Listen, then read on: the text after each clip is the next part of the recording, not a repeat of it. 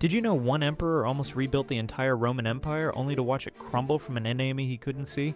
By 540 AD, Justinian I had done the impossible. His army stretched from Spain to Persia, reclaiming most of the old Roman Empire.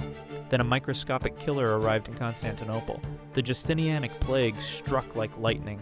In just 4 months, 300,000 people died in the capital alone. That's 40% of the entire population. Bodies piled so high in the streets that workers loaded them onto ships and dumped them at sea. Even Justinian caught the plague. He survived, but was never the same man. Across his empire, 50 million people died. The army collapsed. The economy crumbled. Freshly conquered lands in Italy and North Africa had to be abandoned because there weren't enough soldiers left alive.